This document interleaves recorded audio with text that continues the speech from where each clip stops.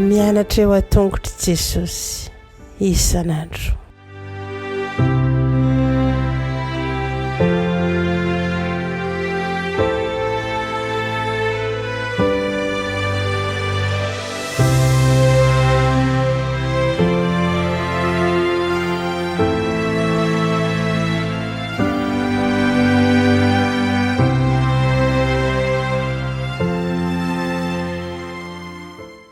Faly miarabantsika tsirairay avy indray amin'ity lesona ho an'ny lehibe ity amin'ity alarobia ity.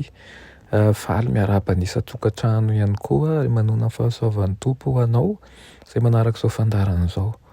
Hitondra hery ho anao anie ny fianaran'ny ten'Andriamanitra ary hiavaka amin'ny tsy mianatra kosa ianao satria ten'Andriamanitra izay manovo hery, manovo fahalalana ary mitondra ho amin'ny fahamarinana. Hivavaka isika. Rainay malala tsara indrindra mbola misaotra anao ny amin'ny tombontsoana izay omenao anay fany mandinika ny teninao. Mangataka aminao izahay mba hitondra sy hitaonanay manjakariva ho amin'ny tsara kokoa hatrany ary ahafahanay manavao ny fanoloran-tenanay aminao. Koa mitenena raha efa vonoka ihainanao izahay. Anaran'i Jesosy, amen. Lohateny lesonantsika androany dia manao hoe manampy ireo mijaly. Manampy ireo mijaly. Iza amintsika moa tsy mbola niaina fanandramana izay nahatsapana fa mampahory tokoa izao tontolo izao izay misy antsika ity. Mitombana zany ny namonina any amin'ny tontolo feno harena ianao sy zavatra ara-materialy na eo amin'ny tontolo izay feno fahantrana sy filana ara-materialy. Marobe ny olona mijary, marobe ny olona miory sy ao anaty olona mafy ankehitriny. Rehefa jerena ny abetsaky ny vola lany amin'ny fanafody ohatra dia amin'ny fahakehitrahana isan-taona any amin'izay tontolo tandrevana dia ho takatra fa tsy manome antoka ny amin'ny fananana fahasambarana na fiadanana akory ireny harena ara-materialy ireny.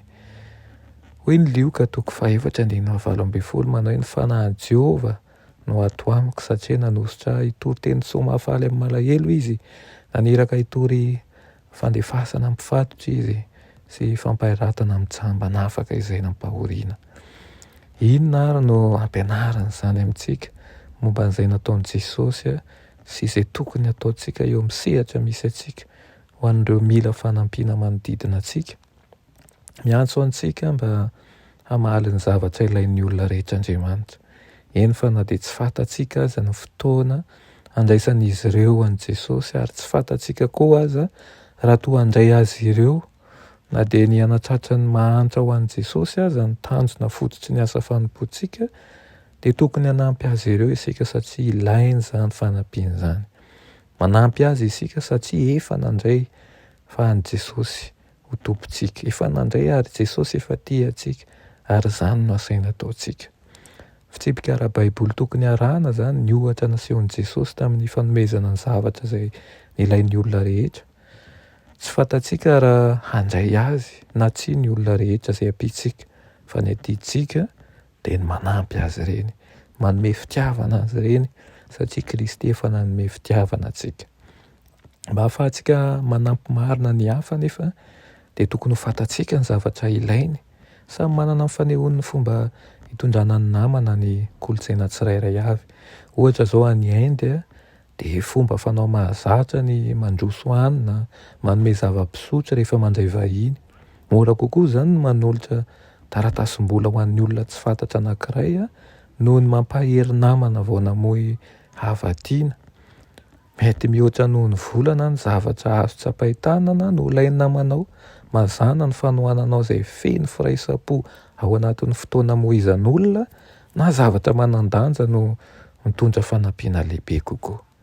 Mpiara-miasa amin'i Jesosy eo amin'ireo namantsika isika ny fitsipika manan-danja amin'izany dia manomboka amin'ny fananana tanjona hanehoana fitiavana izay tsy mihevitra ny tena amin'izy ireo ary koa amin'ny fahatakarana ny zavatra ilainy mialohan'ny hiezahana hitondra fanampiana ho azy. Meo azy izany ny fanampiana ilainy, jereo inona ny tokony ilainy ary eo meo azy na dia mety tsy fantatrao aza raha toa hoe tena vonona ny handray na anara-dian'i Jesosy sy vahoaka kosa ny fitiavana azy no handeha mialoha. Ny anjarany sy ny fanampiny rehetra dia Andriamanitra no miasa ho amin'ny mangina, satria efa amin'izay-panahy ny resaka eto dia ny fanahy masina no hiasa amin'ireny olona ireny. Vavakisika, saotranao izay ray hoany amin'ny izany lesona nomenao anay io izany. Ampianarinao tokoa izahay mba hijery izay tsy ampy any amin'ireny namanay ireny ary hanampy azy. Tsy hoe izay ny farany manana ny ampy akory, fa mino izay fa manome ny zavatra rehetra ianao ho an'ireny olona ireny amin'ny alalanay. Ary izany tokoa ny ilazanao fa mba ho fitahinao an'ny hafa izahay. Dia aoka ho fantsona ahafahana mitondra ny fandresena ho azy ireo ihany koa mba ahafahany manaiky anao. Anaran'i Jesosy, amen.